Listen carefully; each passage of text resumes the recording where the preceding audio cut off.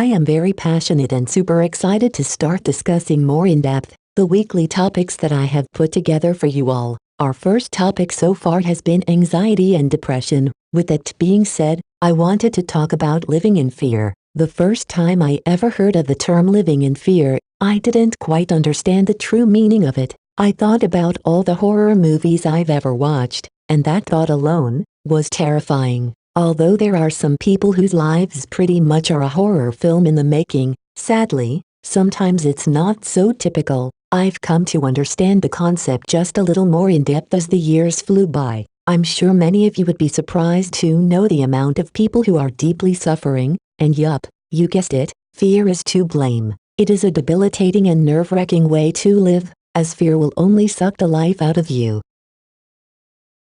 Here are some examples of ways you could perhaps be living in fear yourself, and small yet powerful ways that could shift your mindset to the brighter side of life. Trust me, it doesn't need to be so complicated, and once you start recognizing these signs more throughout your day-to-day life, you'll always remember that you have the choice to turn any difficult situation or thought into a positive life-learning experience. 1. Excessive thinking over analyzing. Sure, it's typical to think about your day in the morning, what the weather will be like, what kind of people you might run into, whether you'll have a productive day at work or not, what may or may not happen, the what-ifs and if-nots, etc. But think about it, how much time do you really spend thinking about your day instead of actually living it? Chances are, if you spend more time thinking, over-analyzing, and backtracking than you do being productive, or simply living in the present moment, you may be living a life of fear. 2. Always prepared for the worst? No matter what the situation, good or bad, are you in a constant suspicion of the intentions of the people around you? Do you find yourself preparing for the worst in every situation? Maybe even overcautious of the slightest good thing coming your way? If you are the type of person that believes everything good in this world has to have a catch or downside to it, I'm sorry to say this, but you may be living in fear. There are plenty of good people and opportunities in this world. It may sound too good to be true, but there are actually many great things in life, and that is in fact true. One thing that's worked especially well for me is to start looking for the silver lining in every situation. Although it may be hard to find some light in your dark times, it is important to remember that there are no coincidences. The timing of the universe is impeccable, and every single moment in our lives has its divine higher purpose and reasoning behind it. It's up to us to pick up the clues and signals around us. They were sent to us for a good reason. The universe wants us to figure out who we truly are and why we came here on this earth, at this point in time. Just like me, you are unique, and were put on this planet to do great things. Please remember this, and the next time you have a breakdown, panic attack, or chronic stress episode, just take a deep breath, calm down, and understand that this too shall pass, and it will only make you stronger, wiser and more resilient. 3. Reactions. Are you overdramatic sometimes? Maybe you feel a bit frustrated and misunderstood when your sweet significant other tells you you're overreacting about something when in fact, you're just passionately interested or concerned. You're not alone on this one, trust me. It took me a pretty long time to realize how much of a dramatic person I am, or was. If you truly feel this example, you might recall yourself trying to laugh it off when someone tried to bring your nagging tendencies to your attention, for the 7th time. You also might have then sat quietly in your thinking, trying to avoid taking it in. I've been there. My greatest defense used to consist of a predictable excuse, and of course I'd brush it off by saying something along the lines of "that's just how I am, take it or leave it," with my so-called Puerto Rican attitude. It doesn't necessarily feel very good to recognize, or become aware of for the first time, that everyone around you is engaging in a joyous conversation, while you are the only one who always has something negative, as some will say, to add to a conversation. I know we've all been there, and may have laughed it off a bit too many times. The mask of a laugh can only do so much protecting. Let's face it, it hurts to have this drawn to your attention when we truly mean no harm, by a loved one especially. We all know you are just being cautious and maybe trying to be helpful, but unfortunately, not everyone else knows this, or thinks the same. It does feel a bit shameful, especially when you know deep down your intentions were nothing but good. I felt pretty bad a lot of times. I didn't mean to come off as the negative Nancy of the group, but a lot of times, it just happened, and sometimes, it could just be an indication that maybe you need a more understanding group to surround yourself with. A big percentage of the time, if you find yourself in the negative Nancy situation often, it says a lot about your outlook on life. Ever heard of the term glass half empty before? Well, here's the thing. These people in your life that have told you about your overreacting, excess negativity, or closed-mindedness, are only trying to bring your awareness to these traits in yourself. Many people on this earth have reportedly claimed to be unusually sensitive to energy. These people are called empaths. There are so many empaths on the planet right now, yet more than half have no clue what empathy means or that they even have such a trait. The name pretty much speaks for itself. These people can very well be one of your family members, close friends, or partners, and it could be one of your negative Nancy accusers. From personal experience, I can say that as an empath, I found myself in tough situations being around some of what you would consider toxic family members, and I'll say this, it is not an easy situation to be in, when you realize the only conversation your family will initiate with you, or even each other, is when something negative can be shared in common.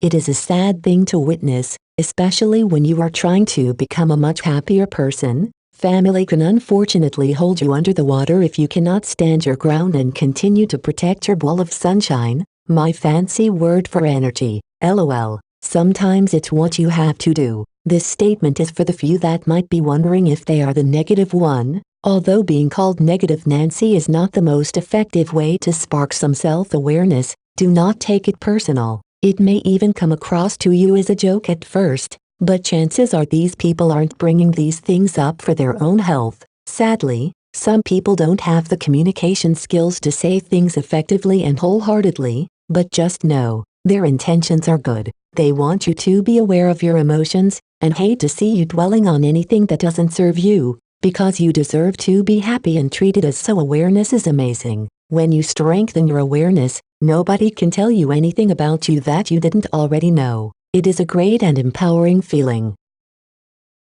4. Mood changes. Throughout my spiritual awakening, it took me a while to figure out the kinds of moods I would experience most on a regular basis, still doing it today. You might wonder why a person would even spend time trying to evaluate their current or previous moods in the first place. Along my journey, I have found that in order to become a much lighter and happier person, with less anxiety, I'd have to educate myself more on the different kinds of emotional states. I can look back now and realize that I was never actually a happy person. I just pushed away feelings or held them in too deep, and that just so happened to be my substitute for happiness.